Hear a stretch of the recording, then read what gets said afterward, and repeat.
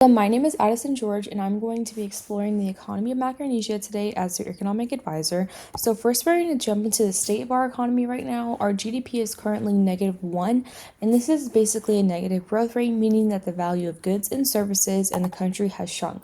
This results in reduced economic activity since businesses are producing less and selling less products. Our inflation rate is 0.1. This is good because it means that prices are stable, but there's also some cons and negative effects to it since there's an increased risk of deflation and a decrease in demand overall. Moving on to the interest rates, 3.7%.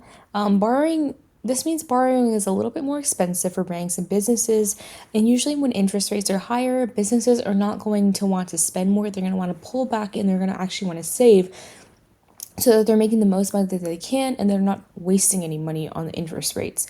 Unemployment rate is also pretty high.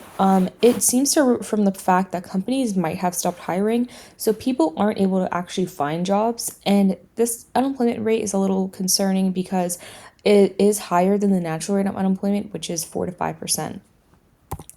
So, what specific stage business cycle is Micronesia in? So, we are in a recessionary stage of the business cycle, meaning that the economy is experiencing a phase where they are not yet in complete recession, but they are starting to be in one due to the high unemployment rates and negative output.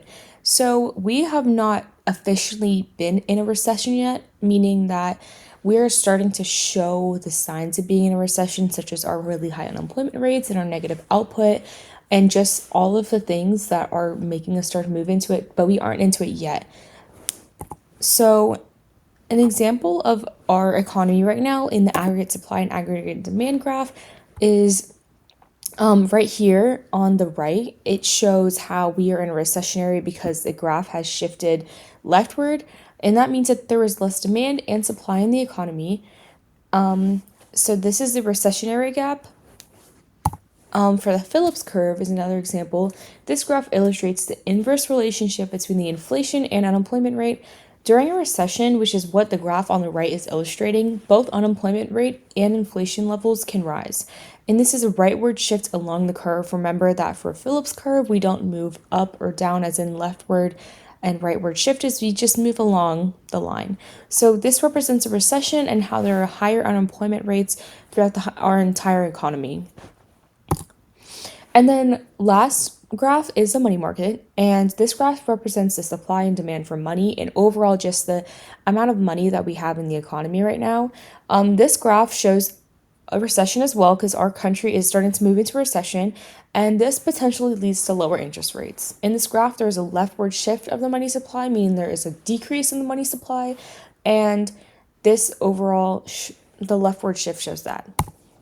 So, as the economic advisor, I recommend an expansionary monetary policy because I believe it's best since the inflation rate is near zero and interest rates are 3.7%. This allows our country a little more wiggle room to cut our inflation rates a little bit without overheating the economy. So, some specific monetary actions that we can take is decrease the discount rate. This would decrease the amount other businesses and banks charge each other to borrow other money from each other. So they're not so inclined to save and more inclined to spend their money. And this overall will put more money into the economy. A possible trade off with this, though, would be that the currency could depreciate because as the money would start to increase, like the money supply would start to increase, that means that sometimes there could be the devalue of currency and the money could just lose a lot of its value depending on how much money is made and put back into the economy.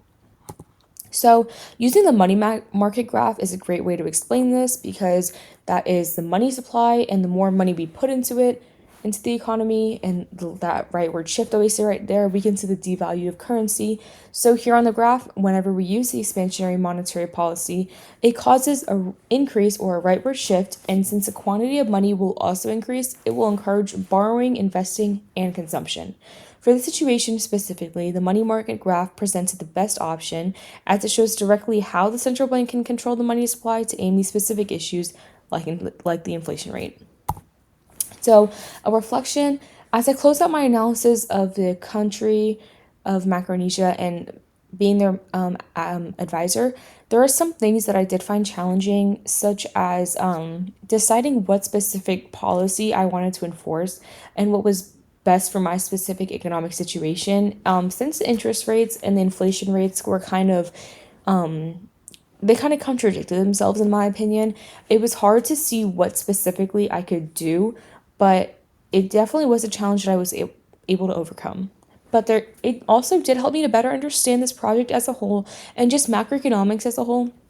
Because I would say that using the money market graph before, I had a general idea of what the money market graph was, but being able to like put myself into the situation and see like how doing these specific policies can move the money market and how the money market can move inflation, interest rates, all that. It helped me to better understand how the graph works and overall how like the economy works and etc. So thank you so much for listening. And I hope you come back more.